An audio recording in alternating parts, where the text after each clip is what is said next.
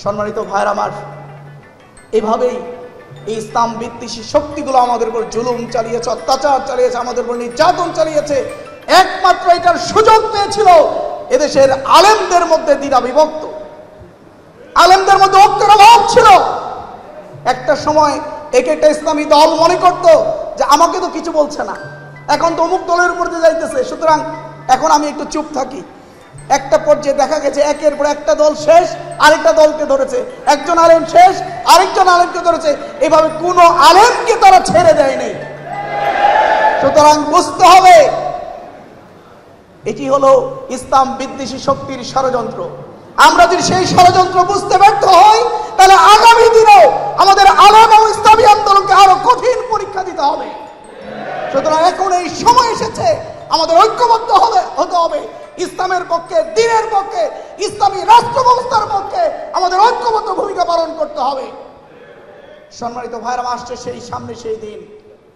আপনাদের সামনে আমাদের একজন জনপ্রতিনিধি আমরা উপস্থাপন করেছি, হাজী আলহাজ হাফেজ এনায়েতুল্লাহ, যিনি একজন কোরআনের হাফেজ, একজন বিশিষ্ট আলেমে দ্বীন।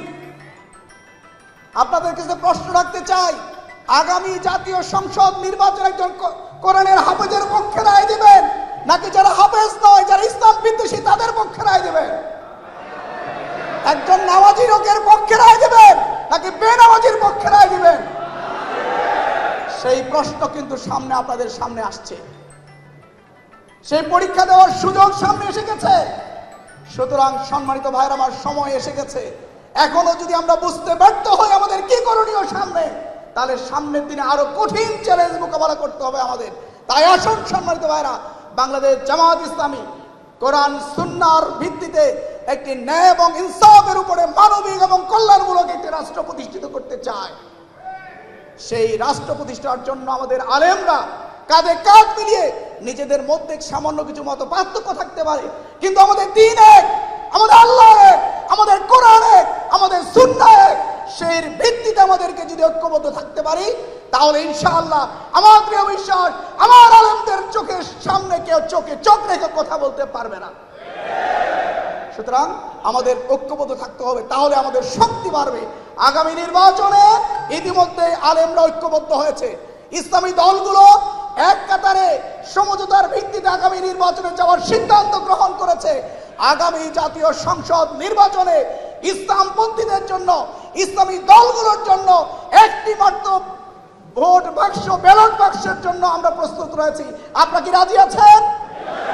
আমরা সবাই মিলে আগামী দিনে একটি বাক্সে আমরা ভোট ফেলবো। আমাদের যেই প্রার্থী হোক, সেটি ইসলামী আন্দোলনের হোক, সেটি খেলাফত মজলিসের হোক, সেটা যেই প্রার্থীর পক্ষে হোক না কেন, সে যদি ইসলাম হয়, তার মধ্যে ইসলাম থাকে, সে যদি দ্বীনের পক্ষে হয়ে থাকে, হকের পক্ষে হয়ে থাকে, তাহলে তার পক্ষে আগামী দিনে আমরা রায় দেবো ইনশাআল্লাহ।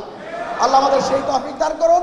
আবারও বাংলাদেশের কোরআন এবং সুন্নাহর পক্ষে আগামী দিন আপনাদের মূল্যবান আমানত যেটি, সেই আমানতটি প্রয়োগ করার উদাত্ত আহ্বান জানিয়ে আমি আমার বক্তব্য শেষ করছি। আসসালামু আলাইকুম রহমতুল্লাহ।